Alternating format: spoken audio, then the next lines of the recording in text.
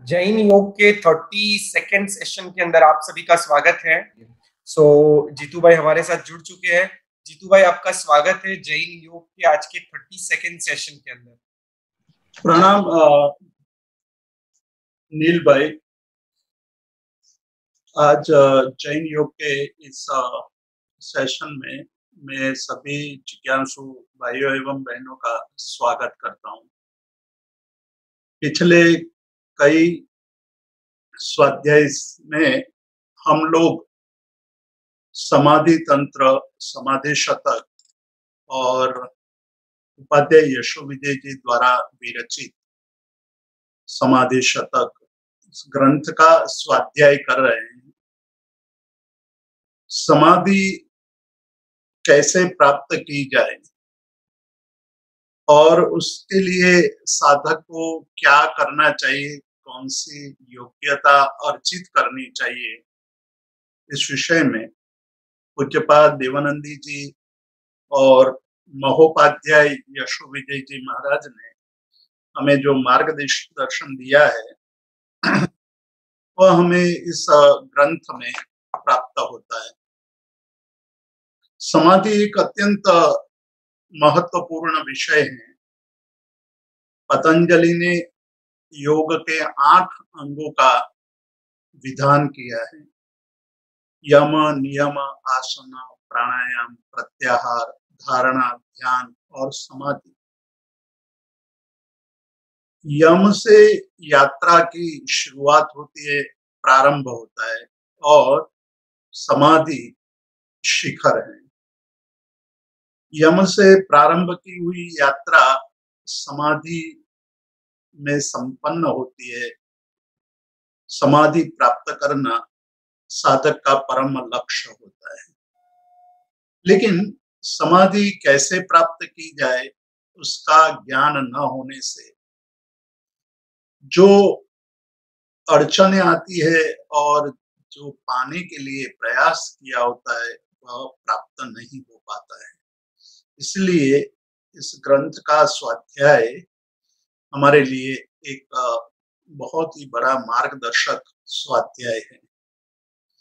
हम पूज्यपाद देवानंदी जी ने आत्मा के विभिन्न स्वरूप के बारे में चर्चा कर रहे थे। उन्होंने आत्मा की 3 अवस्थाओं की बात की और ये कहा कि कुछ लोग होते हैं जो बहिरात्म अवस्था में जीवन जीते हैं। कुछ ऐसे साधक हैं जो अंतरात्मा तक पहुंच जाते हैं और कुछ जो प्राप्त करने योग्य हैं उस दिशा में आगे बढ़ने लगते हैं। और जो अंतिम अवस्था है, चरम अवस्था है, वो परमात्मा दशा की है। परमात्मा दशा ये साधक का अंतिम लक्ष्य होता है जो समाधि में प्राप्त होता है। यम से शुरू की यात्रा, यम में पंच महाव्रत की बात आती है, पंच व्रतों की बात आती है। अहिंसा, सत्य, अचौर्य, ब्रह्मचर्य और अपरिग्रह। हमने व्रतों के रूप में इस पांचों तत्वों को मान लिया और उसी को प्राप्त करके जीवन जीने की हमने एक नियम बना करके कोशिश करने लगे। लेकिन यहाँ देखा जाए तो इन 5 महाव्रतों के लिए जो बहुत ही महत्वपूर्ण बात कह रहे हैं वो ये है कि जाति, देश, काल, समय, अनवच्छिन्न, सार्वभौम महाव्रतम। यानी कि किसी देश विशेष के लिए ये 5 तत्वों की बात नहीं है। किसी देश विशेष में अहिंसा का पालन बहुत ही महत्व रखता है और किसी देश में अहिंसा का पालन कोई महत्व नहीं रखता है, ऐसा नहीं है। देश की सीमाओं से परे हैं ये जो आचरण है पांचों बातों का, वो सार्वभौम है। मतलब सभी काल में, सभी देश में, सभी जाति में पूर्ण रूप से, संपूर्ण रूप से वह मान्य, ग्राह्य, आचरणीय है। ये एक मार्ग बताया कि जीवन में अहिंसा का पालन करना आवश्यक है। अहिंसा के पालन से जीवन में हम जहाँ पहुंचना चाहते हैं, समाधि तक पहुंच सकते हैं। लेकिन समाधि के लिए ये पहला कदम बताया, और उस पहले कदम के जो मुख्य बात बताना चाहते हैं वो ये है कि अहिंसा केवल जीवों की हत्या न करना वहां तक सीमित नहीं है। अहिंसा उससे बहुत आगे की बात है। जब हमारे मन में सभी जीवों के प्रति मैत्री भाव उत्पन्न होता है, तब अहिंसा अपने आप प्रस्फुटित होती है, अपने आप अंकुरित होने लगती है। जब हम दूसरे के प्रति मैत्री भाव धारण कर लेते हैं, तो उसकी हत्या का विचार अपने आप नष्ट हो जाता है। तो मैत्री अहिंसा का बीज है।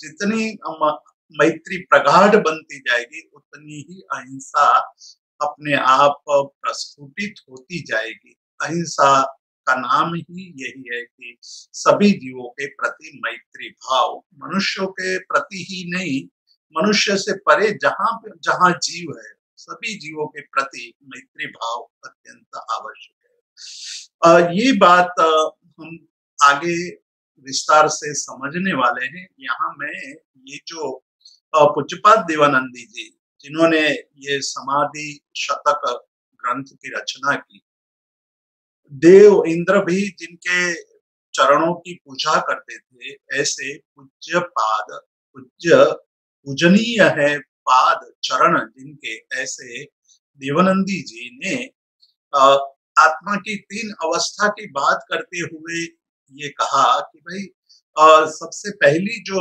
अवस्था है, स्थूल अवस्था है, बाहरी अवस्था है। बाहरी अवस्था में ही जगत के प्रायः करके सभी जीव उसी अवस्था में जीते हैं। उस अवस्था को समझना है, और उस वैसी अवस्था क्यों हमारे अंदर प्रस्फुटित होती है, उस अवस्था से हम क्यों नहीं निकल पाते हैं, वो स्पष्ट रूप से तो नहीं, गर्भित रूप से हमें यहाँ बता रहे हैं। तो उसका रहस्य समझना ही हमारे लिए सबसे बड़ी बात है।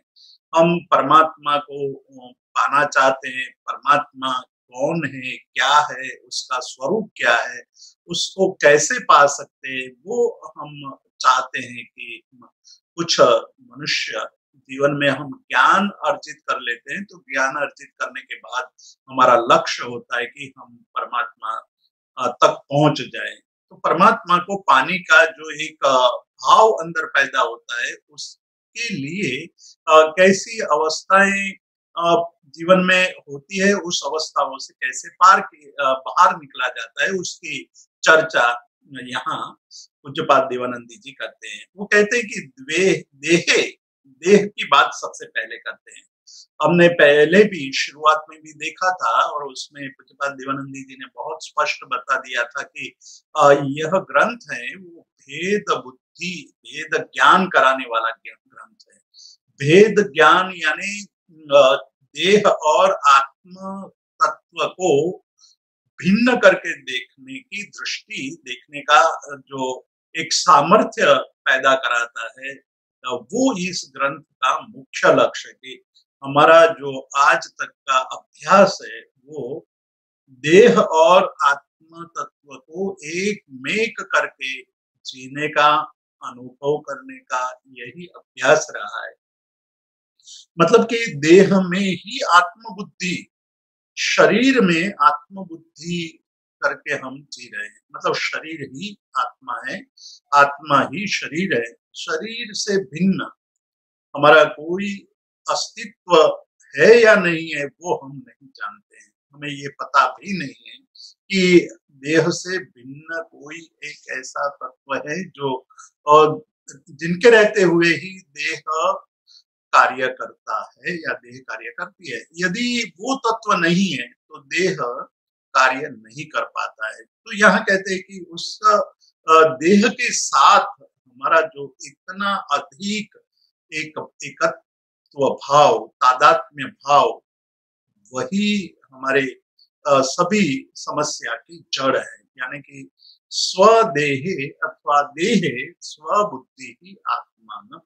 हम अपने शरीर में आत्मबुद्धि करके जब जीते हैं, उसी को हम एक मान लेते हैं। एक शरीर और आत्मा कोई अलग-अलग चीज नहीं है। बहुत सारे लोगों ने शरीर और आत्म तत्व पर विचार किया। विज्ञान ने भी ये विचार किया कि आत्मा जैसा कोई तत्व है या नहीं है, और आत्मा जैसा कोई यदि तत्व है तो वो शरीर में कैसा है, किस प्रकार का है, कैसे शरीर को वो संचालित करता है, इस प्रकार की ये चर्चा विज्ञान में भी होती रही। विज्ञान ये खोज करने के लिए काफी प्रयास कर रहा है, किया है। कुछ वैज्ञानिकों ने इसकी खोज करने के लिए जो प्रयोग किए, उस प्रयोग से कुछ ऐसे नतीजे प्राप्त हुए जिसके कारण शरीर और आत्मा के विषय में बहुत थोड़ा बोध हुआ, लेकिन वो भी सम्यक नहीं है। मूल बात पर हम आए तो हमारा जो धर्म और विज्ञान, ये दोनों के बीच में क्या अंतर है, उसका जब तक हमें बोध नहीं होगा तब तक हम धर्म के द्वारा विज्ञान को समझने की कोशिश करते हैं, प्रयत्न करते हैं, और विज्ञान के द्वारा धर्म को समझने की कोशिश करते हैं। यही हमारी सबसे बड़ी समस्या है।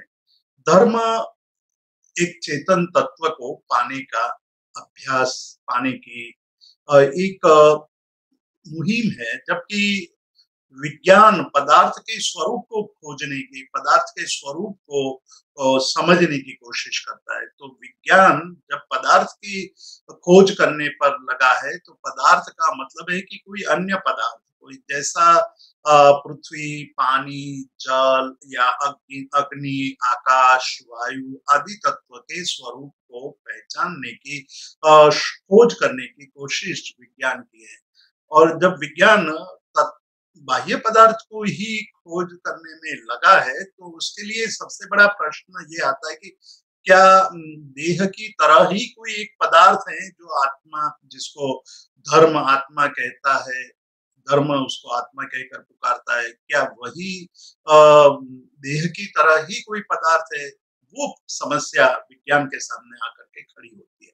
तो वो जब समस्या आती है, तो यही बात वहां आकर के सामने आती है कि देहे स्वबुद्धि, देह में स्वबुद्धि, यानी कि देह ही स्व है और स्व ही देह है। और उस का जो निश्चय हो जाता है बार बार अभ्यास के कारण। पिछली बार हमने एक बात कही थी कि जो बात हम दोहराते हैं वो वैसी ही हमें दिखाई देने लगती है। मतलब एक ही चीज बार बार दोहराते हैं तो वो चीज हमें वैसी दिखाई देने लगती है। यहाँ जो ये बात, यह सिद्धांत इस तरह लागू होता है कि हमने देह और आत्मा, ये दो तत्वों को भिन्न मानने की या भिन्न अनुभव करने की कोशिश ही नहीं की है, और केवल देह और आत्मा दोनों को एक मान करके जीने का अभ्यास रहा है।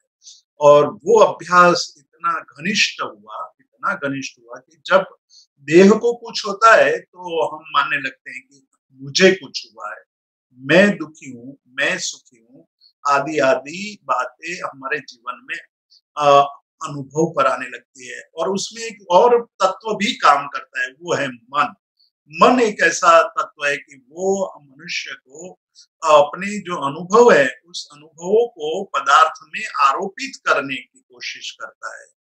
इसीलिए तो हम जो देखते हैं वहां हम कोई ना कोई चीज आरोपित कर देते हैं। मतलब कि जब एक पदार्थ को देखते हैं तो उस पदार्थ में राग या द्वेष जो मन में पड़े हुए हैं वो आरोपित कर देते हैं। वो वस्तु हमें प्रिय है या अप्रिय है, वो हम आरोपित कर देते हैं, और आरोपित करके हम वैसा ही व्यवहार करने लगते हैं कि हमने मान लो कि कोई एक पदार्थ में सुख की कल्पना करके उसको पाने की कोशिश की तो मन उस वस्तु में अपने हिसाब से राग का आरोपण कर देता है या द्वेष का आरोपण कर देता है। यदि राग का आरोपण किया है तो आरोपित वस्तु पाने से हमें सुख मिलेगा ऐसा मानने लगते हैं, और यदि आरोपित वस्तु हमें द्वेषपूर्ण भाव से आरोपित कर दी है तो वो वस्तु प्राप्त होने से कभी भी सुख नहीं मिल सकता है, ऐसा हम मानने लगते हैं। तो मन की ये अद्भुत कमाल है, मन के द्वारा ही हम जीते हैं, और जब तक हम मन के द्वारा जीते हैं तो मन जैसा चाहता है वैसा ही आरोपण करके पदार्थ के प्रति उनका व्यवहार होने लगता है। इस समस्या का समाधान ये समाधि तंत्र देता है। वो पहली बात करता है कि आज तक हमारा जो एक अभ्यास बार बार रटन यही रहा है कि देह ही आत्मा है, आत्मा ही देह है। शरीर में आत्मबुद्धि इतनी घनिष्ठ हो गई है, उसको इतना हमने दोहराया है, इतना अधिक एकत्व भाव कर लिया है कि देह से भिन्न आत्म तत्व की या आत्मा से भिन्न है देह, ऐसा अनुभव करने का भाव कभी पैदा नहीं होता है। तो इस जन्म में इस बात को बार बार दोहराया है और शरीर के साथ इतना जुड़ गए हैं, इसीलिए कहते हैं, यहाँ शब्द प्रयोग करते हैं, शब्द यह प्रयोग करते हैं कि युनक्ति यानी अपने देह में आत्मा को जोड़कर जीने की प्रवृत्ति ही हमने की है, उससे भिन्न आत्म तत्व की अनुभूति कभी नहीं की है। तो हमारा जो आरोपण है, एक आरोपित हम बात कर देते हैं, वो आरोपण हमारा पदार्थ में यानी देह में आत्मबुद्धि का आरोपण है या आत्म तत्व का आरोपण है। तो हम इतने अलग एक रूप हो गए, दोनों को एक ही मान लिया है, किंतु अब आगे चलकर कहते हैं, यहाँ एक बात और याद रखने जैसे है कि जैसे हम पदार्थ में आरोपण करते हैं तो वो पदार्थ वैसा नहीं हो जाता है। कई दृष्टांत हमारे सामने अनुभवियों ने दिया है कि एक स्फटिक है, स्फटिक को इसलिए दिया दृष्टांत रूप में लिया है कि एक स्फटिक जो खादान में से निकाला जाता है तब वो एक सामान्य पत्थर की तरह ही दिखाई देता है।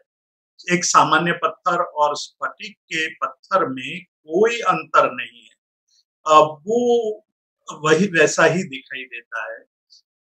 परंतु जब ऊपर के आवरणों को हटा दिया जाता है, मतलब जो स्फटिक का पत्थर है उसके ऊपर के आवरणों को धीरे धीरे हटाया जाता है तो अंदर से एक ट्रांसपेरेंट पारदर्शक पदार्थ निकल आता है। वो पारदर्शक पदार्थ जिसको आप आर पार देख सकते हैं, वो इतना शुद्ध होता है कि उसका कोई रंग ही नहीं होता है, बेरंग ये पत्थर वो स्फटिक है। तब वो भिन्न हो जाता है, एक सामान्य पत्थर से स्फटिक का पत्थर तद्दन भिन्न दिखाई देने लगता है। अब स्फटिक स्फटिक रूप में प्रकट हो जाता है, प्रादुर्भूत होता है, उसके ऊपर की सारी परतें लेयर्स निकल जाते हैं और पारदर्शकता जब सामने आती है तो उस पर आप धूल डालो, उस पर आप कीचड़ डालो, काई डालो या कुछ भी गंदगी डालो, तब भी वो स्फटिक मलिन नहीं होता है, वो स्फटिक वैसा का वैसा ही दिखाई देता है। वो उसी तरह जब एक बार आत्मा शुद्ध हो जाती है, आत्मा के आवरण, कर्म के आवरण हट जाते हैं, तब वो उसके बाद कभी भी उस पर किसी प्रकार का कोई भी रंग या कोई भी दूषण उसको प्रभावित नहीं करते हैं। बौद्ध दर्शन में एक बहुत अच्छा दृष्टांत दिया है कि जब समाधि लग जाती है तो वो समाधि खासम समाधि कहते हैं, ख सम शब्द है, ख और सम यानी समानता, ख मतलब आकाश। जब समाधि लग जाती है तो समाधि में उनकी अवस्था आकाश जैसी हो जाती है। आकाश आपने देखा होगा, आकाश अनंत है, आकाश का कोई रंग नहीं है, आकाश में आप पत्थर उठा फेंको तो आकाश को कोई पीड़ा नहीं होती है, किंतु एक कुत्ते को पत्थर मारो या एक आदमी को पत्थर मारो तो वो तुरंत पीड़ा का अनुभव करता है, तुरंत उसका तिरस्कार करेगा या उसका प्रतिकार करेगा। लेकिन आकाश में जब आप पत्थर फेंकते हैं तो आकाश न तो दुखी होता है, न पीड़ित होता है, न उसको कुछ भी नहीं होता है। तो आकाश की तरह हो जाता है। जब समाधि हो जाती है तो कोई अपशब्दों का पत्थर फेंकता है हमारे प्रति, कोई हमारी निंदा करता है, कोई हमारा प्रशंसा करता है, तो हमें उसका कोई भी फर्क नहीं पड़ता है। और भी बात करते हैं कि आकाश के अंदर अभी थोड़े दिन पहले होली का त्योहार गया। होली रंगों का त्योहार है। कपड़े पर यदि रंग डालते हैं, कपड़े पर यदि रंग पड़ता है तो वो कपड़ा उस रंग का हो जाता है। उस रंग में कोई मतलब कपड़ा वही रंग का हो जाता है। परंतु आकाश में जब आप रंग उड़ाते हैं तो आकाश क्षण भर के लिए रंग वाला दिखाई देता है, लेकिन तुरंत ही बेरंग हो जाता है।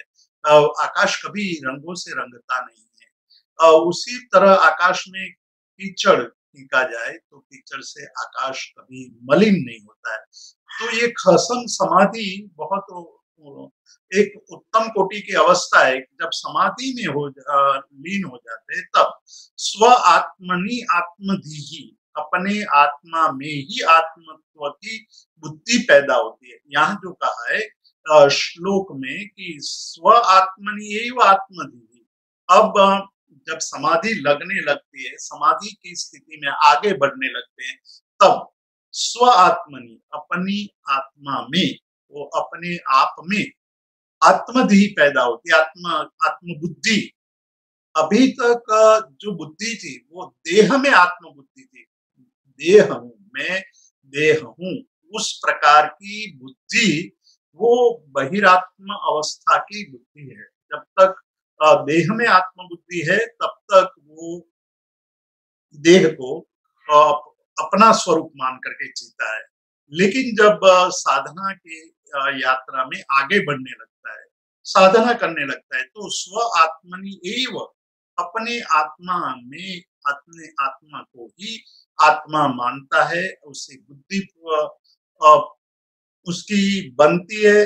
तब वो देह और आत्मा को भिन्न कर लेता है। यहाँ कहते हैं वियोजयति, वियोजयति, योजयति योजन करता है, उस प्रकार का आचरण करता है। लेकिन वि यानी अलग करके, भिन्न करके, भिन्न करके जीने का अब अभ्यास शुरू हो जाता है। मतलब कि वो मानने लगता है कि मुझे जो कुछ भी हो रहा है वो मुझे नहीं हो रहा है। मेरे सामने जो कोई भी प्रसंग घटनाएं घट रही है वो उसका सुख या दुख तो देह को हो रहा है, मेरे मुझे कुछ भी नहीं हो रहा है। पिछली बार हमने सिकंदर की एक घटना की बात की थी और उस समय जो गुरु को लेने के लिए गया था सिकंदर स्वयं, एक गुरु को अपने देश में ले जाने की कोशिश करता है। तो वो सिकंदर अंत में कहता है, आदेश देता है, तो कहता है कि मैं आदेश नहीं मानूंगा। आदेश नहीं मानोगे तो तुम्हारा देह काट दिया जाएगा, तुम्हारा मस्तक शिरच्छेद किया जाएगा, यानी मस्तक शरीर से काट करके फेंक देंगे। तो कहा कि भाई ठीक है, मुझे उससे कोई पीड़ा नहीं होगी, मुझे उससे कोई फर्क नहीं पड़ता है, क्योंकि जिस तरह से तुम मेरे शरीर को काटोगे तब मेरे शरीर को काटते हुए तुम देखोगे, उसी प्रकार मैं भी अपने शरीर को कटते हुए देखूंगा, क्योंकि मैं शरीर नहीं हूं, मैं शरीर से भिन्न आत्म तत्व हूं या आत्मा हूं। इस प्रकार की जो बुद्धि उत्पन्न होना, इस प्रकार का एक वियोजयति यानी भिन्न करके, अलग करके देखने की जो एक अवस्था आ जाती है, इसी को अंतर्दृष्टि कही है। आनंद गंधी महाराज जब परमात्मा के सामने स्तुति करते हैं तो परमात्मा के सामने बैठ करके वो परमात्मा से क्या मांगते होंगे। एक योगी जिन्होंने सब कुछ छोड़ दिया है, सब कुछ छोड़ करके भी प्रार्थना कर रहे हैं, सब कुछ छोड़ करके भी वो परमात्मा की भक्ति कर रहे हैं, तो एक आश्चर्य की बात है। हमारे लिए एक आश्चर्य ये हो जाता है कि कोई संसारी होता है, वो संसारी को संसार में कुछ पाने की अपेक्षा रहती है, लेकिन योगी को क्या अपेक्षा होती है? योगी क्या मांगता होगा? परमात्मा के पास उनके अपेक्षा क्या हो सकती है? तो ये जब हम संशोधन करते हैं, इस पर हम चिंतन करते हैं, तब योगियों ने जो परमात्मा के सन्मुख बैठ करके उनकी भक्ति करते हुए जो मांगा है, उसको हम देखेंगे तो पता चलेगा।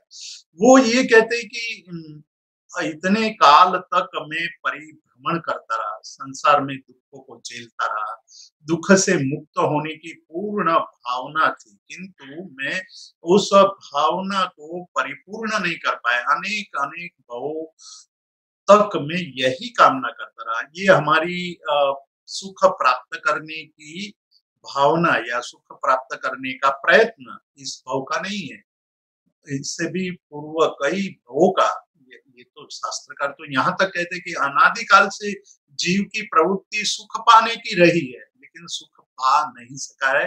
उसका कारण हमें खोजना होगा। वो ये हमें आनंद घन जी जब परमात्मा के समक्ष बैठ करके उनकी स्तुति करते हुए जो कुछ मांग रहे हैं, वो किसी पदवी की प्राप्ति के लिए नहीं कि मैं आचार्य बन जाऊं, मैं महान व्याख्याता बन जाऊं, मेरी बात सब लोग सुनने आए, इस प्रकार की कामना उन्होंने नहीं की है, प्रार्थना नहीं करते हैं। हमें यहाँ एक बात और भी जान लेनी है, वो जानना ये है कि प्रार्थना और मांगना ये दोनों भिन्न है। एक तो भिक्षुक वृत्ति है, मांगना, जो हमारे पास नहीं है उससे हमें प्राप्त करने का भाव, और वो प्राप्त करने के लिए जिसके पास है उसके पास जा करके उसको पाने का प्रयास करना, वो भीख मांगना है।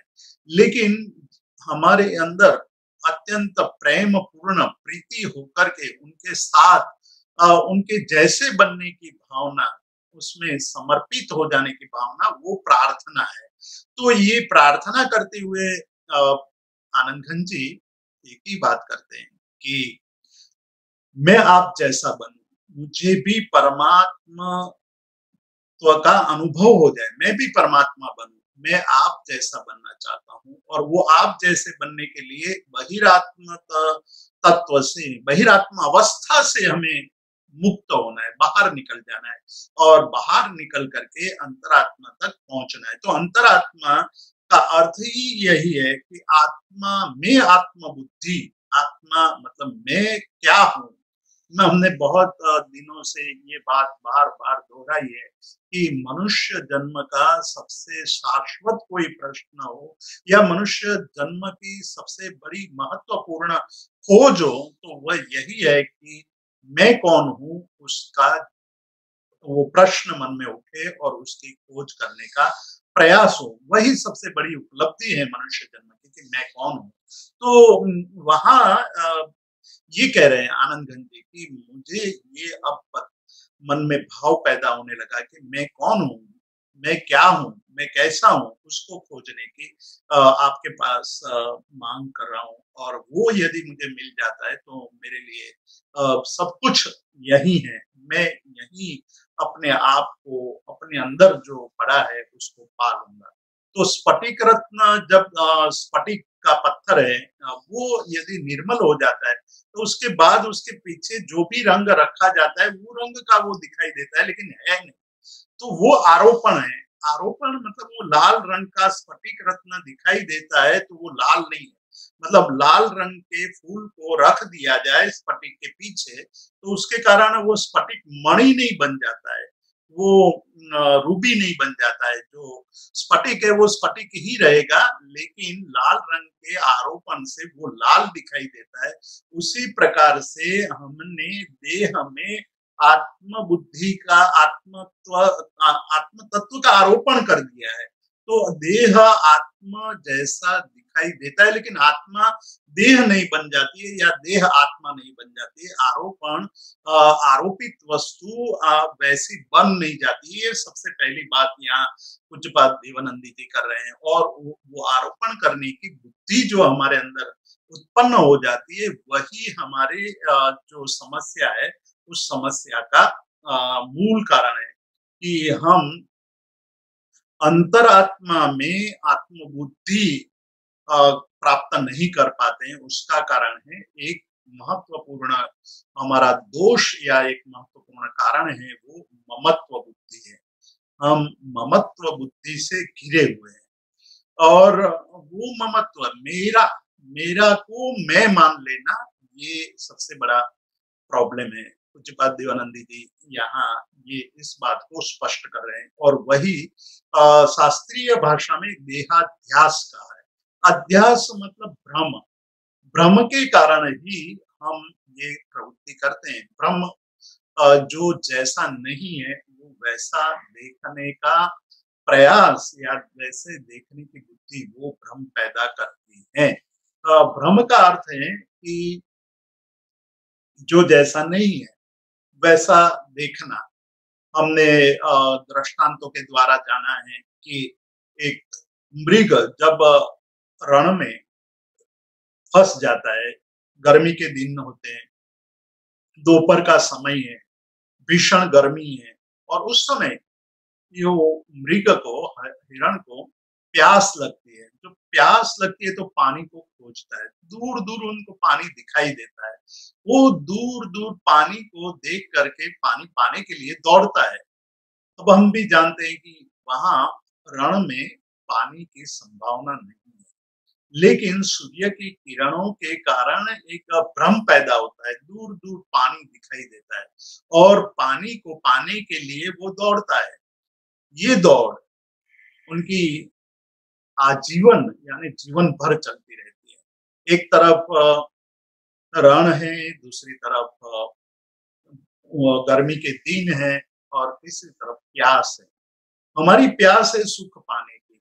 हमारा देह है वो हमारे लिए भ्रम का कारण बन जाता है कि देह से सुख प्राप्त होगा और देह के प्रति हमारा ममत्व भाव आ जाता है। तो ममत्व भाव होने के कारण देह में आत्मत्व का आरोपण कर देते हैं कि मैं ही देह या देह ही आत्मा है। इस प्रकार का आरोपण हो जाने के कारण ज्ञान, दर्शन और चारित्र जो आत्मा का लक्षण है, ज्ञान आत्मा का लक्षण है, दर्शन आत्मा का लक्षण है और चारित्र आत्मा का लक्षण है, उसको भूल करके हम देह में जो ममत्व बुद्धि पैदा हुई है उसको ही हमारे जीवन का सर्वस्व मान लेते हैं। तो चैतन्य जो तत्व है उस चैतन्य तत्व से भिन्न जो पुद्गल तत्व है, देह है वो पुद्गल तत्व है और आत्मा है चैतन्य तत्व। चैतन्य को भूल करके पुद्गल में चैतन्य का आरोपण कर देते हैं। जिस प्रकार स्फटिक के पीछे लाल रंग रख देने से स्फटिक लाल दिखाई देता है किंतु लाल है नहीं, उसी तरह देह चैतन्य से भिन्न है, पुद्गल स्वरूप है। पुद्गल में जड़त्व है, जड़ में चैतन्य का आरोपण कर देते हैं। चैतन्य का आरोपण कर देने से जड़ को चेतन मान लेता है और चेतन को पाने वो जड़ में चेतन की बुद्धि होने से जड़ में सुख प्राप्त करने की कोशिश करता है। अब यहाँ जो ये भ्रम पैदा हुआ है, विभ्रम पैदा हुआ है, अध्यास जिसको कहा है शास्त्रीय भाषा में, उस अध्यास को जब तक हम तोड़ेंगे नहीं, उस अध्यास को हम बराबर समझेंगे नहीं, तब तक ये इससे मुक्त नहीं हो सकते। तो उसके लिए ये कहा कि भेद ज्ञान आवश्यक है। भेद ज्ञान का मतलब है दोनों भिन्न है, दोनों एक नहीं। हमारी जो आज तक की बुद्धि है वो दोनों को एक मान कर, मतलब कि जो हिरण रण में फंसा हुआ है वो किरण के द्वारा जो एक पानी होने का भ्रम पैदा होता है उसको पानी मान करके पाने के लिए दौड़ता है। उसी प्रकार जीव है वो पुद्गल में सुख सुख प्राप्त करने के लिए दौड़ता है और ये दौड़ निरंतर चलती रहती है। जड़ से इस चेतन को सुख नहीं मिल सकता है, वो बात हम भूल जाते हैं। किंतु एक जो यहाँ भ्रम पैदा हुआ, विभ्रम पैदा हुआ है, वो उसके द्वारा ये मानने लगते हैं कि जड़ से ही सुख मिल सकता है। इसलिए जड़ के प्रति पुद्गलों के प्रति दौड़ता रहता है। पुद्गलों को प्राप्त करके सुखी होने का, पुद्गल को प्राप्त करके खुश होने का वो एक भाव पैदा कर लेता है। वो भाव भी मिथ्या है, इसीलिए जो भ्रम है उसको मिथ्या कहा है, मिथ्यात्व कहा है। जहां जहां भ्रम है वहां वहां मिथ्यात्व है। जब तक मिथ्यात्व का नाश नहीं होगा, अर्थात भ्रम का नाश नहीं होगा, तो यहाँ जो समाधि शतक में भ्रम को तोड़ने के लिए जो कहा गया है वो भेद ज्ञान का, कि भेद ज्ञान जब पैदा हो जाता है, जब ये बात पैदा हो जाती है कि भेद है, दोनों भिन्न है, एक चेतन तत्व है, एक जड़ तत्व है, दोनों पृथक है, दोनों भिन्न है, दोनों एक नहीं है, या एक में दूसरे का आरोप कर देने से वो वैसा नहीं बन जाता है। लाल रंग के आरोपण से स्फटिक मणि नहीं बन सकता है, उसी तरह पुद्गल में चेतन का आरोपण करने से पुद्गल चेतन नहीं बन सकता है, और चेतन के पुद्गल के संपर्क से चेतन जो है वो जड़ नहीं बन सकता है। लेकिन जब तक ये भाव है, जब तक ये पीड़ हमारी एकत्व बुद्धि है, तब तक ये समझ में नहीं आता है। बहुत सारी बातें इस विषय में कर सकते हैं, लेकिन एक छोटी सी बात यहाँ है कि जब कोई आत्मा, कोई साधक साधना करने लगता है, साधना करते करते करते करते बहुत गहराई में चला जाता है, तब उनका चिंतन क्या होता होगा, किस प्रकार से वो उनकी अंतर्दृष्टि खुल जाती होगी, कि जिसके कारण देह से भिन्न होकर के स्व में स्थिर हो जाता होगा। स्व में स्थिर हो गया तो उनका एक अलग प्रकार का जीवन हो गया। तो उनके जाने का मार्ग हम धीरे धीरे उसमें देखेंगे कि हमने पहला एक मार्ग देखा यहाँ कि अहिंसा का आचरण करना, वो एक हमारा पहला कदम है। सत्य का आचरण करना, वो सत्य की बात करते हैं। सत्य का अर्थ है कि जो जैसा है उसको वैसा मानना, जो जैसा है उसको ऐसा स्वीकार करना, जो जैसा नहीं है उसको वैसा मानना, वो तो असत्य है। तो सत्य के प्रति हमारी निष्ठा बढ़नी चाहिए। आखिर तो अहिंसा का मार्ग भी तो सत्य के द्वारा ही आगे बढ़ता है। यदि सत्य नहीं है तो अहिंसा का आचरण भी नहीं होगा। तो सत्य का अर्थ है जो जैसा है वह उसको वैसा मानना, वैसा स्वीकार करना। तो जो जैसा है मतलब कि देह जैसा है उसको देह स्वरूप मानना, यानी देह पुद्गल स्वरूप है तो पुद्गलात्मक मानना, देह को पुद्गल मानना, और आत्मा चेतन तत्व है तो उसको चेतन स्वरूप मानना, वो सत्य का मार्ग है। जो जैसा है वो वैसा मानना। और उसके लिए हमें जो बात कही है कि पतंजलि बहुत अच्छी बात कर रहे हैं कि सत्य प्रतिष्ठायाम सर्व क्रिया फलाश्रयत्वम, सर्व क्रियाओं का फल कब मिलता है। आप जो क्रिया कर रहे हैं उन क्रियाओं का फल कब मिलेगा। आज हमारी जो प्रवृत्ति है, हम जो क्रियाएं कर रहे हैं उस क्रिया से हमें फल प्राप्त नहीं होता है। एक छोटी सी बात लें कि हम खाने की क्रिया करते हैं, तो खाने की क्रिया से हम मानते हैं कि हमें सुख मिलेगा, लेकिन खाने की क्रिया में यदि हमें राग पैदा हो जाता है तो वो खाना तत्क्षण जितने समय तक हम खाना खाते हैं उतने समय तक तो आनंद देता है, लेकिन थोड़े ही क्षणों के बाद शरीर को वो पीड़ा देने लगता है, मन को पीड़ा देने लगता है कि अब ऐसा खाना कब मिलेगा, अब इतना ज्यादा खा लिया स्वाद के चक्कर में, अब मुझे शरीर में पीड़ा हो रही है, वगैरह वगैरह हमारी अनुभूति है। उसका मूल कारण कि हमने जिसमें जो नहीं है वो पाने की कोशिश की। तो वो जब हम पाने की कोशिश करते हैं तो भ्रम पैदा हो गया, भ्रम पैदा होकर के भ्रम में जो जैसा नहीं है वैसा मान लेते हैं। तो यहाँ पतंजलि ये कहते हैं कि जो जैसा है वो वैसा मान करके क्रिया करोगे, तभी क्रिया के फलों का लाभ प्राप्त होगा, यानी क्रिया से फल प्राप्त होगा। तो क्रियाओं से फल प्राप्त करने के लिए सत्य का मार्ग बताया, और बाद में कहते हैं कि अचौर्य प्रतिष्ठायाम सर्वरत्नोपस्थापनम। यदि आप अचौर्य, चोरी नहीं करना, चोरी की बात हम बाद में करेंगे कि चोरी किसको कहते हैं, तो चोरी नहीं करोगे तो रत्नों की प्राप्ति होगी। यहाँ रत्न शब्द का संबंध हम रत्नत्रयी के साथ जोड़े तो बहुत ही महत्वपूर्ण बात उभर कर आएगी कि जो सम्यक दर्शन, सम्यक ज्ञान और सम्यक चारित्र अचौर्य व्रत से ही प्रादुर्भूत होते हैं। अचौर्य क्या? तो अचौर्य का मतलब है कि चोरी नहीं करना। चोरी क्या नहीं करना? तो कहते हैं कि पुद्गल में सुख मानने की कोशिश करना, और पुद्गल में लिप्त हो जाना, और पुद्गल में लिप्त होकर के पुद्गल को पाने की जो कोशिश है वही चोरी है, और उसी चोरी के कारण हमें दर्शन ज्ञान चारित्र की प्राप्ति नहीं होती है।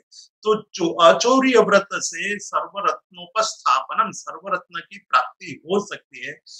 वो थोड़ा चिंतनात्मक विषय है, उसकी गंभीरता को हम बाद में सोचेंगे, लेकिन यहाँ जो बात कह रहे हैं वो ये है कि जब तक हम शरीर के बंधनों से मुक्त नहीं होंगे, सर्वथा पृथक नहीं होंगे, तब तक हम अपने आप के स्वरूप को समझ नहीं पाएंगे।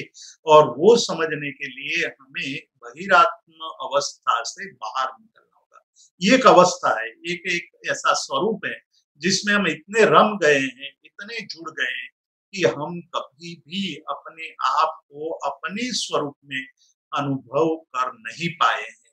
ये हमारी सबसे बड़ी समस्या है। उस समस्या का समाधान करने के लिए हमारे सामने जो अलग-अलग मार्ग दिखाए गए हैं, वो मार्ग में एक मार्ग दिखाया कि भाई आप अपने अंदर अंदर जाओ। अंदर जाने के लिए शरीर से भिन्न होने की कोशिश करना। शरीर से भिन्न होने की कोशिश का मतलब है कि 24 घंटों में, मतलब कि 86,400 सेकंड की जो एक हमारे 24 घंटों की स्थिति है, हमारा अभ्यास 86,400 सेकंड तक, पूरे 24 घंटों तक बाहर शरीर के केंद्र पर जीने का है। हम जीना जीते हैं तो पूरा का पूरा शरीर और मन के केंद्र पर जाकर के जीते हैं, आत्मस्थ होकर के नहीं जीते हैं। आत्मस्थ होने के लिए जो बात कही थी, वो बात हमें यहाँ फिर पुनः स्मरण करना होगा कि आत्मस्थ होने के लिए, अंतरात्मा तक पहुंचने के लिए जो सबसे बड़ी बात कही है, वो कहा कि गत मोहाधिकाराणाम, जब तक मोहनीय कर्म का अधिकार यानी उसका साम्राज्य हम तोड़ेंगे नहीं, उनकी सत्ता का खंडन नहीं करेंगे, उनकी सत्ता का हम त्याग नहीं करेंगे, तब तक हम अध्यात्म के क्षेत्र में प्रवेश नहीं कर पाएंगे। मतलब हम यम नियम आसन प्राणायाम प्रत्याहार धारणा ध्यान समाधि की बातें करते रहेंगे। बात करना आसान है, लेकिन उसका अनुभव करना तब तक संभव नहीं है जब तक हम मोह राजा के साम्राज्य को, मोह राजा की सत्ता को हटा करके वहां ज्ञान दर्शन और चारित्र की सत्ता को स्थापित नहीं करेंगे, तब तक हम सत्य का, तब तक हम जो सही अनुभव है उसका अनुभव कभी नहीं कर पाएंगे। उसके अनुभव के लिए यह आवश्यक है कि हम मोह के साम्राज्य को तोड़े। तो मोह का साम्राज्य क्या है? वो हम पहले भी कह चुके हैं, आज भी हमने बात कही है कि अहंकार और ममत्व बुद्धि यही मोह का साम्राज्य है। हम 86,400 सेकंड की जो एक दिन की अवस्था है, उसमें हम अहंकार और ममत्व के साथ ही जीते हैं। आप कभी अपने एक दिन के पूरे जीवन का आलोकन करेंगे, अवलोकन करेंगे, समीक्षा करेंगे, समालोचना करेंगे, तब पता चलेगा कि अरे मैं तो ममत्व बुद्धि और अहंकार बुद्धि से ही घिरा हुआ जी रहा हूँ। एक क्षण भी ऐसी नहीं है कि जिस क्षण में मेरा अहंकार रहित और ममत्व रहित जीना हुआ हो, वैसे जीवन की मैं कामना ही नहीं कर सकता हूँ। एक छोटा-सा मच्छर मेरे शरीर पर जब चिपकता है और मैं कायोत्सर्ग में हूँ, तब भी मेरा हाथ उठता है उसको उड़ाने के लिए।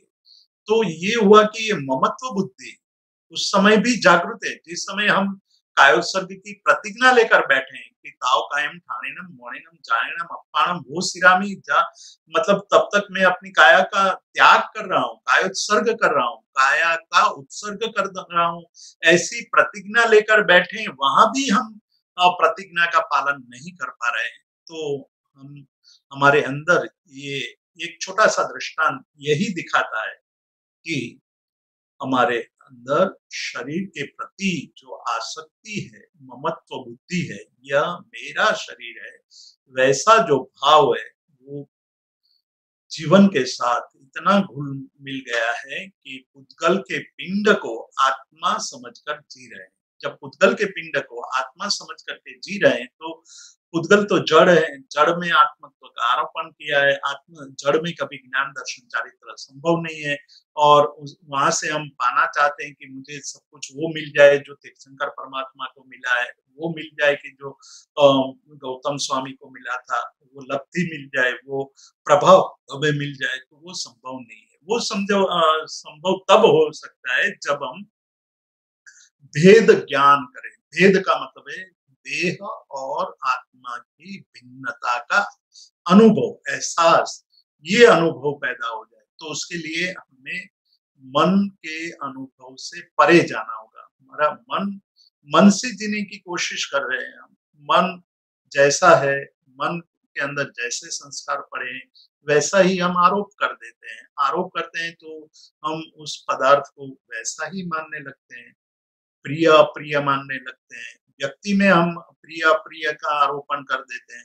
हम व्यक्ति में आत्म तत्व की दृष्टि या आत्म तत्व की अनुभूति नहीं करते हैं। इसलिए यह व्यक्ति अच्छा है या यह व्यक्ति बुरा है, इस प्रकार का हम अनुभव करने लगते हैं। तो जब तक हमें भेद नहीं पता चलेगा, तब तक हमें कोई अनुभव नहीं हो सकता है। तो इसलिए आचार्य सूत्र में जो बात कही, मूढ़ि गुणे कम शरीरकम, कर्म शरीर को वो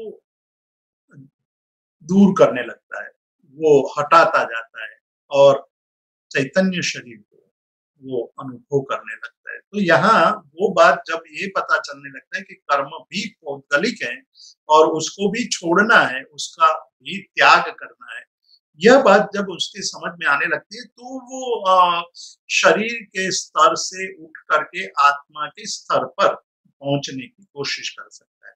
तो ये कैसे प्राप्त हो सकता है? उसके लिए हमने कायोत्सर्ग की बात कही, लेकिन उस यहाँ जो सैद्धांतिक रूप से बात कर रहे हैं, वो ये कह रहे हैं कि ध्यान के द्वारा आप वहां पहुंच सकते हैं। यानी स्वरूप में लीनता द्वारा।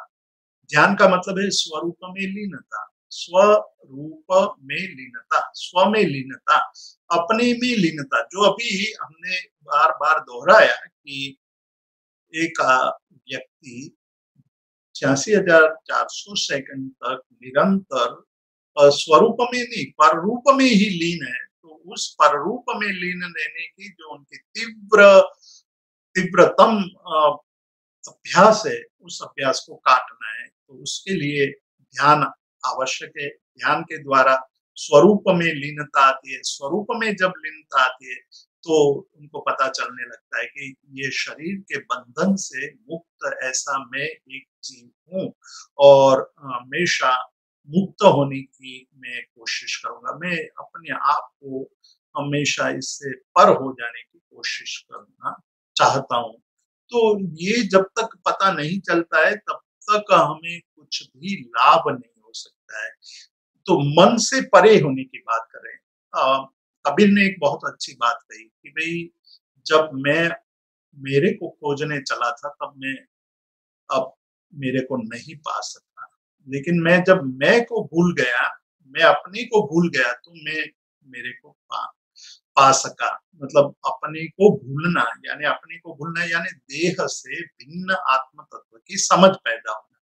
देह में हूँ ये भूल करके आत्म तत्व में हूँ, वो अनुभूति, वो बात हमारे जीवन में जब तक एक अनुभूति के स्तर पर नहीं आएगी, तब तक मैं को नहीं भूल सकते। तब तक मन को हम पकड़ करके बैठे हैं, मन को पकड़ करके जीवन जीते हैं, तब तक मैं को तोड़ नहीं सकते। मन के पार होना होगा। मन के पार होने का मतलब है कि भेद ज्ञान है, उसका अनुभव, भेद ज्ञान से देह और आत्मा भिन्न है, ये समझना है और उसको समझ करके जीना है। तो सदा के लिए मुक्ति के द्वार खुल जाते हैं। जब भेद ज्ञान हो जाता है तो मुक्ति के द्वार खुल जाते हैं। तब हमें ये पता चलने लगता है कि देह कुछ और है और आत्म तत्व कुछ है और है।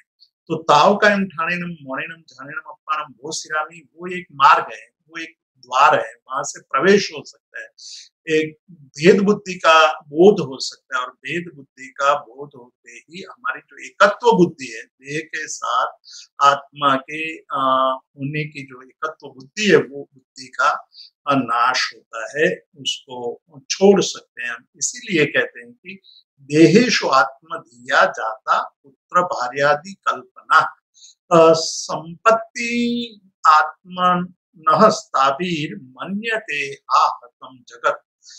पूज्यपाद देवानंदी जी बहुत दुखी होते हैं जगत की स्थिति को देखकर, क्योंकि एक करुणावान संत है, करुणा है अंदर, और करुणा जब ये किसी व्यक्ति को बहुत बड़ी शक्ति मिल जाए, बहुत बड़ा अवसर मिल जाए और उस अवसर को वो गवाता हुआ देखे तो पीड़ा होती है।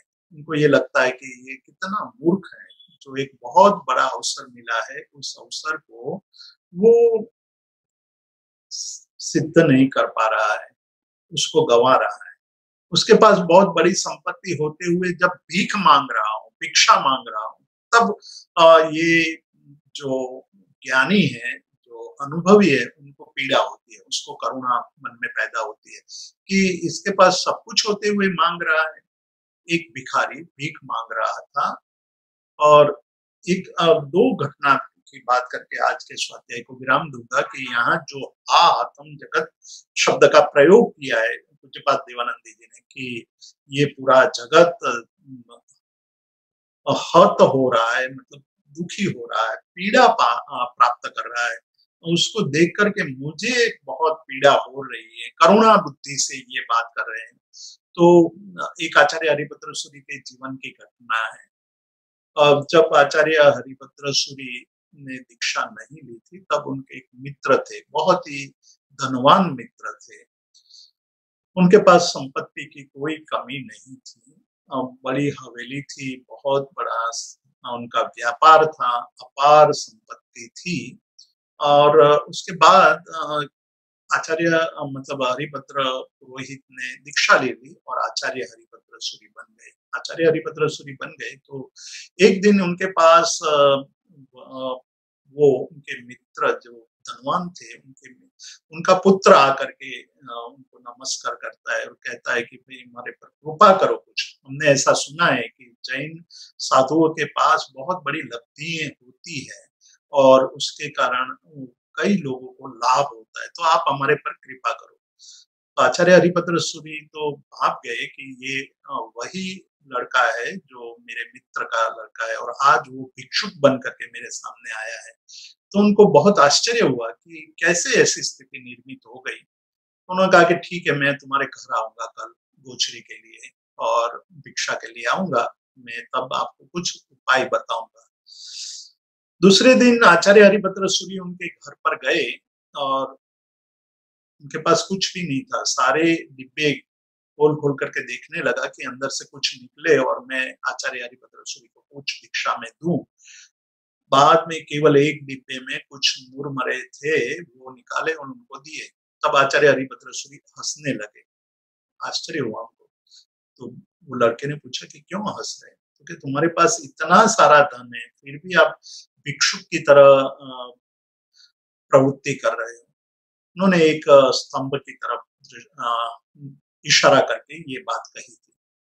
तो वो समझ गया वो लड़का कि ये इशारा इस स्तंभ की तरफ, खंभे की तरफ कर रहे हैं, और आचार्य हरिभद्र सूरी तो वहां से निकल गए इतना कह करके। तो उस लड़के ने उस खंभे को खोदा और अंदर नीचे से रत्न निकले। कहने का मतलब ये था कि आपके पास बहुत सारा धन होते हुए भी भिक्षुक की तरह यदि प्रवृत्ति करते हैं तो संतों को, महात्माओं को बहुत आश्चर्य होता है। उसी प्रकार यहाँ भी ये कहते हैं कि मनुष्य के पास अपार संभावनाएं पड़ी हुई है, अपार संभावना पड़ी हुई है, फिर भी वो भिक्षुक की तरह भीख मांगते हुए जीवन जी रहा है, तो मुझे आश्चर्य हो रहा है। पूज्यपाद देवानंदी जी ये कह रहे हैं। वैसी एक घटना है कि एक भिखारी भीख मांगता था, तो भीख मांगते हुए वो कई सालों तक भीख मांगता रहा। तो एक आदमी ने उनको कहा कि भाई तुम भीख मांग रहे, कभी आपने देखा कि आपके पास क्या है? तो उन्होंने कहा नहीं, मुझे नहीं पता। तो कहा तुम जहाँ बैठे हो वहीं धन पड़ा हुआ है। तो उसके जाने के बाद उसने जहाँ बैठता था वो भीख मांगने के लिए, उसको खोदा तो अंदर से बहुत बड़ा धन निकल आया। वही बात हमारे जीवन के लिए है कि हमारे पास बहुत कुछ है, लेकिन हमारा जो अध्यास, हमारा जो भ्रम है, विभ्रम है, उस भ्रम के कारण हम देह में और ममत्व बुद्धि से पदार्थ में, पर पदार्थ में सुख खोजने की कोशिश कर रहे हैं, लेकिन वहां सुख है नहीं। सुख तो अंदर पड़ा हुआ है, अंदर खोजने की जरूरत है। अंदर के बातों को हम जब गहराई में जाएंगे तो ध्यान द्वारा आत्मलीनता की स्थिति में स्व के अंदर अपार सुख की अनुभूति होगी। ये बात यहाँ ये कहते हैं कि देहेषु आत्मधिया, देह में यानी पर में आत्मबुद्धि यानी पर मैं हूँ, इस प्रकार की बुद्धि होने के कारण वो पुत्र, भार्या, भाई बहन आदि की कल्पना करता है, वो मेरा है ऐसी कल्पना करता है और उसमें सुख खोजता है।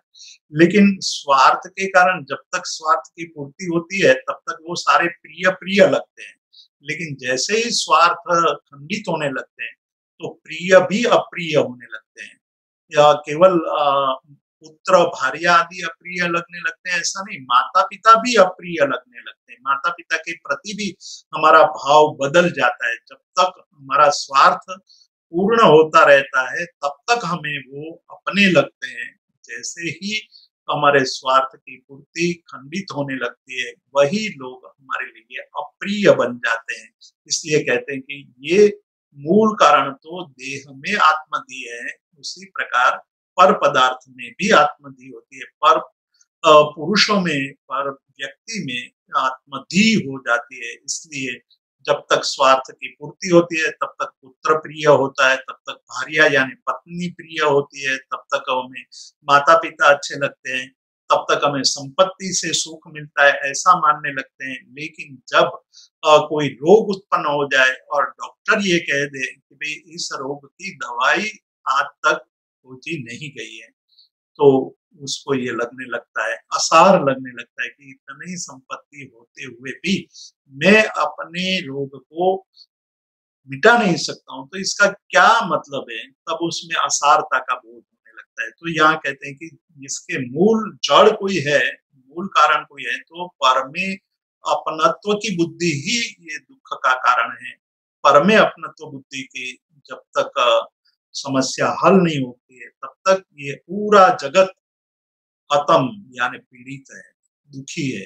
उसी के कारण वो अपने महत्वपूर्ण अवसर को हाथ से गंवा रहा है। तो यहाँ तक हम आज के स्वाध्याय को तो विराम देते हैं और मैं नील भाई को आगे के कार्यक्रम के लिए माइक समर्पित करता हूँ। Thank you so much Jeetu भाई फॉर सच अ वंडरफुल स्वाध्याय। मैं दर्शकों से कहना चाहूंगा कि अगर किसी को कोई भी प्रश्न है तो आप हैंड रेज कर सकते हैं। भावना बेन आप पूछ सकते हैं। हाँ, प्रणाम जीतू भाई। हाँ जी प्रणाम। હા, આપે જે કીધું ને કે ધ્યાનની અવસ્થા માટે એટલે સ્વમાં એન્ટ્રી લેવા માટે ઠાણેનમ મોણેનમ ધ્યાનેનમ અપાણમ ભૂસિરામી. हाँ जी। હા, તો હવે એટલે એ જે આપણે કાયોત્સર્ગની મુદ્રામાં કાયોત્સર્ગ કરીએ છીએ એ જ ગણવાનું કે એનાથી ઉપરાંત પણ કોઈ ધ્યાનની અવસ્થા હોઈ શકે? यहाँ एक बात याद रखनी है, वो एक प्रक्रिया है ध्यान में प्रवेश करने की, और उस प्रक्रिया में हमें गहराई में जाना होगा। ये YouTube पर मेरे कायोत्सर्ग के व्याख्यान है, करीब 6 व्याख्यान है, उसको आप सुन सकते हो। उसको सुन करके आपको ये पता चलेगा कि रियल में ताव कायम ठाणेनम मोणेनम जानेनम अपाम गोस्वामी का क्या मतलब है, उससे हमें क्या लेना है। और वो प्रतिज्ञा है, संकल्प है कि हमारा ये जो 2-5 मिनट का समय है, वो समय किस प्रकार से हम प्रसार करना चाहते हैं।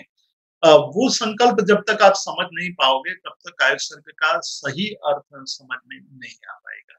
स्व में अवस्थान करना, देह में से निकल करके आत्मा में आत्मत्व को पाने की जो अवस्था है, वही स्व में स्थिर होने की बात है। किंतु हम लोग पर में से निकल नहीं पाते हैं। देह की जो इतनी लंबे अरसे से हमारी एक मेकता है, तादात्म्य भाव है, उसके कारण ताव कायम ठाणेनम मोणेनम जानेनम अप्पाणम गोस्वामी बोलने के पश्चात भी, मतलब संकल्प का हमें पता नहीं है, इसलिए शाब्दिक प्रक्रिया हो जाती है। शाब्दिक प्रक्रिया होने के कारण हम परमे से निकल करके स्व में स्थिर होने की क्रिया कर रहे हैं, ये हमें पता ही नहीं है। तो हम शब्दों को पकड़ लेते हैं, शब्दों को पकड़ करके कायोत्सर्ग कर लेते हैं, और हजारों कायोत्सर्ग कर लेने के पश्चात भी एक तनिक भी लाभ नहीं होता। इसलिए मैंने आज जो एक बात कही, जो बहुत ही महत्वपूर्ण बात थी, कि पतंजलि ये बात कर रहे हैं कि सत्य प्रतिष्ठायाम क्रिया फलाश्रयत्वम, सत्य की प्रतिष्ठा होने पर, यानी कि सच्चे कायोत्सर्ग करने पर ही कायोत्सर्ग का जो लाभ है, जो फल है, वो प्राप्त हो सकता है। गलत या मिथ्या, गलत ढंग से कायोत्सर्ग करने से पुण्य की प्राप्ति हो सकती है, निर्जरा नहीं हो सकती है। क्रिया शुभ होने के कारण उससे जो लाभ होना चाहिए, वो लाभ शुभ कर्म के बंध के स्वरूप में होगा। परंतु जब आप एक सच्चे कायोत्सर्ग करने लगेंगे, तो कायोत्सर्ग करने से जो अनंत निर्जरा होनी है, ध्यान में निर्जरा की जो गति है वो तीव्र हो जाती है, और जब स्व में स्थिर हो जाते हैं तो अपार आनंद, शांति, सुख का अनुभव होता है। तो स्व में जाने के लिए कायोत्सर्ग के लिए हमें कायोत्सर्ग के स्वरूप को समझना होगा। कायोत्सर्ग के स्वरूप को समझने के लिए प्रतिज्ञा को समझना है। प्रतिज्ञा को समझ करके कार्य करेंगे तो हमें वो लाभ होगा। फिर भी मूल बात जो यहाँ पूज्यपाद देवानंदी जी और महोपाध्याय यशोविदय जी को कहना है, वो ये है कि देहात्म बुद्धि है, उसको छोड़ना है। देह में आत्मबुद्धि, यानी देह ही मैं हूँ, और देह की आत्मबुद्धि धीरे धीरे इतनी गहन, घनिष्ठ, तादात्म्य बुद्धि वाली हो चुकी है, इसलिए देह में तो ममत्व बुद्धि है, वो विस्तृत होती होती पदार्थों में भी आत्मबुद्धि आ गई। पदार्थों की आत्मबुद्धि को भी विस्तृत करते करते व्यक्तियों में भी आत्मबुद्धि आ गई। वो व्यक्तियों में आत्मबुद्धि क्या कैसी है कि जैसे मान लो कि आपके कोई मित्र है, उसको आप बहुत चाहते हैं, उस मित्र में आप अपनत्व की बुद्धि रख करके जीते हैं, तो वो मित्र किसी और व्यक्ति के साथ आपके सामने बात कर रहा हो तो भी आपको पीड़ा होती है कि वो क्या बात कर रहा होगा, कौन किसकी बात कर रहा होगा, क्यों कर रहा होगा, या मैं हूँ, मेरे साथ क्यों नहीं कर रहा है, मेरे साथ क्यों बात नहीं कर रहा है, मुझे क्यों नहीं देख रहा है, मैं यहाँ उनको मिलने आया हूँ, मुझे छोड़ करके दूसरों के साथ बात करने लगा है। ये ममत्व बुद्धि विस्तृत होती होती कितनी विस्तृत हो गई है, वो हम कभी सोचते ही नहीं है। हम उसकी कल्पना भी नहीं करते हैं कि भाई ये मुझे पीड़ा का कारण कोई हो, मेरी पीड़ा का कोई कारण हो, तो ये मेरी बुद्धि है, और ये बुद्धि तो परमे स्व की बुद्धि मुझे पीड़ा दे रही है। व्यक्ति स्वतंत्र है, व्यक्ति कुछ भी बोल सकता है, व्यक्ति किसी के भी साथ बात कर सकता है। तो मैं क्यों इतने पीड़ित हूँ, मैं क्यों उससे दुखी हो रहा हूँ? मुझे दुखी नहीं होना चाहिए। वो कब होगा? जब हम स्व में स्थिर होते जाएंगे। वैसे तब हमारे अंदर ये अनुभूति शुरू हो जाएगी। तो ये यहाँ पूज्यपाद देवानंद जी और उपाध्याय यशोविजय जी जो बात कर रहे हैं वो बहुत महत्वपूर्ण है कि भी ये जब तक भेद बुद्धि अनुभूति के स्तर पर नहीं आएगी, केवल ये बोल देने के नहीं बात बनती है, किंतु अनुभूति के स्तर पर लानी होगी कि मैं कौन हूँ, मैं क्या हूँ, मुझे क्या प्राप्त करना है, वो प्राप्त करने के लिए मुझे क्या करना चाहिए, वो हमारे अंदर स्पष्ट रूप से जागृत होना चाहिए। इतनी जागृति होनी चाहिए, उसी जागृति से ध्यान में प्रविष्ट हो सकते हैं। और ध्यान में प्रविष्ट होने से आत्मा आत्मा में अवस्थान होता है, और आत्मा अवस्थान से सुख की अनुभूति होती है। तो जीतू भाई बहुत ही सुंदर आज का सेशन रहा। तो हम इसी के साथ आज के सेशन को विराम देंगे और जगत के सभी जीवों का कल्याण हो, जगत के सभी जीवों का मंगल हो, जगत के सभी जीव हमारे मित्र हैं, कोई भी हमारा वैरी नहीं है, इस भावना के साथ प्रार्थना। अणु परमाणु शिव बनी जाओ, आखा विश्व नु मंगल थाओ, सर्वे जीवो मोक्षे जाओ। हामेमि सव्व जीवे सव्वे जीवा खमंतु में, मित्ति में सव्व भुवेषु वैरम मज्जन केणई, सर्वथा सौ सुखीता हो पापना कोई आचरो, राग द्वेषति मुक्त बनीने समता सौ समाचरो।